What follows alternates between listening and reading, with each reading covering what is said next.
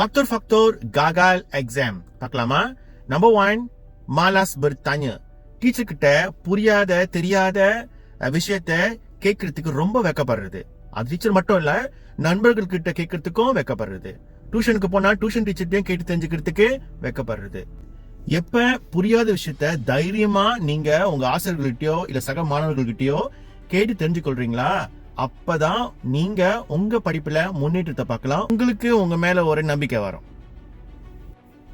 Number 2, sikap suka tangguh. procrastination பண்றது.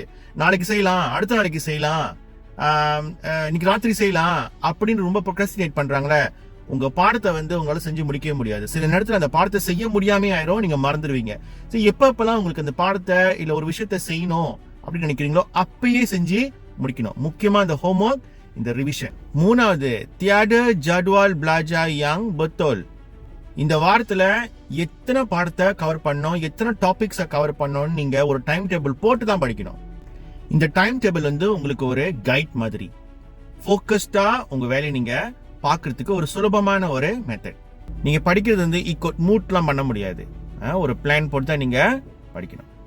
4வது, ரொம்ப முக்கியமானது ஊலாங்காஜி. ஊலாங்காஜி நீங்க ஆரம்பத்திலேருந்து பண்ணிட்டு வரணும். லாஸ்ட் மினிட் சாட் ஆஹிர்ல நீங்க உள்ளாங்காட்சி பண்ணீங்கன்னா நீங்க படிச்ச விஷயம் நிறைய விஷயம் நீங்க மறந்துடுவீங்க. ஆனா சில ஃப்ரெண்ட்ஸ் சொல்லி நீங்க கேட்டிருப்பீங்க, லாஸ்ட் மினிட்ல படிச்சேன் ஆனா எல்லாம் A போட்டேன், நல்ல மார்க்ஸ் எடுத்துட்டேன் அப்படின்னு. அது உண்மையா இல்லையான்னு அவருக்கு தெரியும், ஆனா அது உங்களுக்கு தெரியாது. எப்பயுமே லாஸ்ட் மினிட் ரிவிஷன் பலன் அளிக்காது. நீங்க ஆரம்பத்திலேருந்து படிச்சுட்டு கான்சிஸ்டன்டா உங்களோட ஹோம்ஒர்க்கு, உங்க ரிவிஷன், உங்க பாஸ் குவெஸ்டியன்ஸ் இதெல்லாம் செஞ்சுட்டே வந்தாதான் உங்க ரிசல்ட்ஸ் நீங்க பார்க்க முடியும். இவ்வளவு விஷயம் சொல்லியிருக்கேன். அப்ப என்னோட கிளாஸஸ்லாம் எப்படி இருக்கும் நீங்க பாத்துக்கோங்க. ஆன்லைன் கிளாஸஸ் செஞ்சுக்கிட்டு இருக்கேன் from standard 1 until form 5. நீங்க 2 மாசம் தான் அதுக்கு பரீட்சைக்கு. இன்னும் ப்ரிப்பேர் பண்ணாம இருந்தீங்கன்னா உடனே என் கிளாஸ்க்கு ஜாயின் பண்ணுங்க. இப்ப ரிவிஷன் கிளாஸஸ் எல்லாம் போய்கிட்டு இருக்கு. உஜ்ஜான் ஆஹிர் சசி அகாடமிக் 13 அக்டோபர்ல ஆரம்பிக்கிறாங்க. நீங்க வந்தீங்கன்னா நிச்சயமா ஒரு புருபகான பார்க்க முடியும் உங்க ரிசல்ட்ஸ்ல. இது நிச்சயம். வணக்கம்.